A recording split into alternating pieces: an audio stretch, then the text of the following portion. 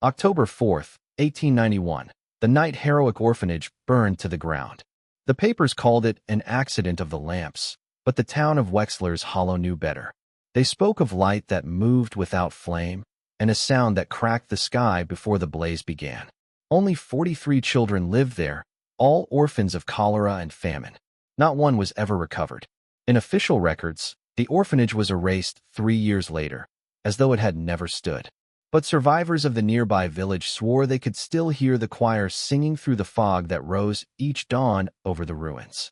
Harrowick's ashes were buried under a new church by 1903. That church still stands, though the choir loft remains sealed, nailed shut by the priests who came after. The orphanage had been built in 1859 by the Order of St. Aurelius, a Catholic monastic group devoted to salvific resonance, the belief that certain tones of worship could open the soul to direct divine contact. Its founder, Father Elias Harrowick, believed children's voices were the purest medium, uncorrupted by ego, pain, or lust. Their breath, he wrote, is the last echo of Eden. Twice a year, his orphans were made to sing a hymn called Cantus Somniorum, the Song of Sleep. No one outside the orphanage ever heard it. Years later, fragments of its lyrics were found scrawled on the chapel walls. He who sings while sleeping / shall wake the God that dreams. They were taken mostly from the coal towns, children with no families, no papers. The order promised shelter and education. What they found instead was silence. Villagers delivering supplies said the children never spoke during the day. At night, though, they sang in their sleep. Voices drifting from dormitories, perfectly harmonized, without breath or break. When asked, the headmistress, Sister Callista, said the choir practiced after prayers. But no one ever saw rehearsals. And when a young gravedigger from the nearby parish crept close to listen one night, he claimed he heard a second choir beneath the floor. Lower, older voices singing the same notes, only backward. Father Harrowick's private journals, recovered decades later, reveal a theology not sanctioned by Rome. He believed sin was not moral but vibrational, that corruption spread like dissonance through the world's holy frequency. He wrote that angels were not beings, but tones, trapped since Eden, and he had discovered a way to free them, through the unbroken harmony of dreaming children.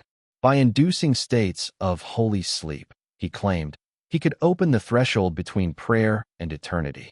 When they sing together, he wrote, their voices fold space. Heaven listens. In 1889, 2 years before the fire, several townspeople heard what sounded like hundreds of children crying during Mass. But inside the chapel, the orphans stood motionless, their mouths closed. The crying came from their throats, the sound vibrating from within their lungs, though none appeared to breathe. Sister Callista fainted at the altar. The next day, she was sent to a convent in Maryland. She never spoke again. From that night onward, the orphanage windows were bricked over, and visitors were turned away with the words, "The Lord is tuning his choir." The night before the fire, Father Harrowick wrote his final sermon. It ended with the line, "At dawn, they shall sing, and the veil shall tear." At 3:12 a.m., witnesses saw a blue light rise from the orphanage roof, spiraling upward like smoke reversed. Moments later, the ground shook, but there was no thunder. Then came the song. Every bird within 3 miles took flight. Dogs howled. People dropped to their knees in the street. And then the flames appeared, not orange, but white. When the fire brigade arrived, there was no heat, only blinding radiance. It was over in 7 minutes. Nothing remained but the chapel bell, melted into a perfect sphere. Official reports vanished.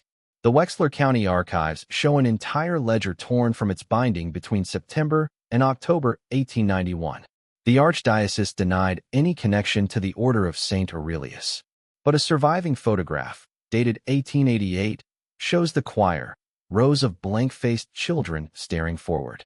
Their eyes appear closed.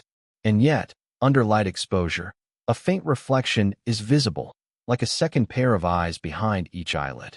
A decade later, when reconstruction began on the ruins, workers complained of music under the floor. When they tore up the boards, they found shallow depressions, small enough for children's bodies, perfectly aligned like an organ's pipes. The local priest ordered the area sealed and consecrated. By 1903, a new church was built on top, Our Lady of Perpetual Mercy. Parishioners report hearing choir practice every Sunday evening, though no such program exists. The sound always comes from the sealed loft. Historians attempting to trace the order of St. Aurelius found only fragments, most documents purged by Vatican decree in 1895. Their motto, however, survived: Deus dormit in harmonia, God sleeps in harmony.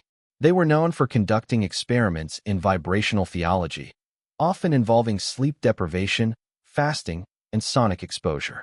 Survivors of their institutions, mostly in Massachusetts and Pennsylvania, described hearing constant humming through the walls and being forbidden to dream. Harrowick, it seems, was the final experiment. In 1937, during WPA restoration work, an engineer named Lewis Crane discovered a wax cylinder recording buried in the rectory basement. The label read only Somnorum, second movement. When played, it emitted high-frequency tones and faint, rhythmic breathing. But under spectral analysis, a human voice was detected, whispering in Latin. The blood sings. The gate is open. Crane went missing a week later. The cylinder has never been recovered. Architectural plans discovered in 1954 revealed the orphanage chapel was built directly above a natural cavern. The design featured a shaft, a hollow column beneath the altar, leading into the ground. Written beside it in Harrowick's handwriting. Acoustical well, to carry the song downward. The chamber below, researchers found, had been filled with salt, candles, and hundreds of clay masks. All identical, all shaped like children's faces. In 1928, a woman named Abigail Wren, age 46, claimed to be a survivor of Harrowick. Her statement, preserved in the Pennsylvania State Asylum archives, describes being taught to dream together. They made us sleep in rows, she wrote, and Father said our breaths had to match, or God would not hear. She recalled being awakened by singing she did not start. It came from inside my head, she said, and when I opened my eyes, the others were still asleep. Wren died 3 days after her confession. Her body was found sitting upright, mouth open, throat scarred as if from vibration. In 1946, the parish priest at Our Lady of Perpetual Mercy, Father Gerard Mullen, ordered the choir loft reopened for cleaning. When workers broke through, they found dozens of small handprints burned into the wood from the inside. On the far wall was a Latin inscription, carved backward. The song never ends. The loft was resealed the next day. Father Mullen resigned from the priesthood a month later, citing nightly voices that beg for the final verse. In 1950, radio operators across Wexler County reported an unexplained signal, a slow, rhythmic tone repeating every 43 seconds. When converted into audio range, it resembled human humming. Spectrogram analysis revealed a pattern identical to Gregorian chant structure. Transmission ceased after 7 days, the same duration as the original Harrowick fire. Among recovered papers was the journal of Sister Miriam, the orphanage's music instructor. She described being forced to conduct sleeping rehearsals, and that Harrowick insisted on a new note between E and F, a sound impossible for adults to produce. He said it was God's note, she wrote, the one Adam lost when he first spoke. Her final entry reads, "Tonight they will all sing together. He says when the sound is perfect, the walls will open." Our Lady of Perpetual Mercy still stands on Harrowick Hill. The congregation has dwindled. The bell no longer rings. Locals say that on winter nights, when the wind moves through the eaves, it carries the faint sound of children humming in harmony. Caretakers refuse to stay past dusk. One janitor described feeling a vibration in the pews, like breath beneath the wood. During restoration, engineers found the foundation stones warm to the touch, even in freezing air. A fragment of the Cantu Somnorum was rediscovered in 1994 in the Vatican's Forbidden Archives. Its translation remains incomplete, but one phrase repeats, "Sleep, and he shall awaken in you." Scholars note its structure is both prayer and invocation, blending lullaby and liturgy, suggesting the hymn was never meant for worship, but exchange. A trade between dreamer and divine. If so, then Harrowick did not perish in fire. It crossed over. In 2009, sound researchers replicated the hymn's documented frequencies using digital instruments. After 43 minutes of playback, all audio equipment failed simultaneously. In the static, faint children's laughter was recorded, layered, unidentifiable. The lead researcher, Dr. Levin, reported vivid dreams for weeks afterward. "They were singing inside my skull," he said, "and the song had no end." The leading theory now among occult historians is that Harrowick's experiment succeeded. The children's harmonic consciousness merged into a single entity, neither human nor divine. A resonant intelligence born of pure prayer and sleep. One that lingers in frequency rather than flesh. If true, then every time a choir sings certain notes, particularly in G minor, echoes of Harrowick are reawakened. And perhaps, the song continues, waiting for its final benediction. Narrator, slow, deliberate tone. In 1891, 43 children sang themselves into history and vanished. The church buried the ruins, the records, and the truth. But they could not bury the sound.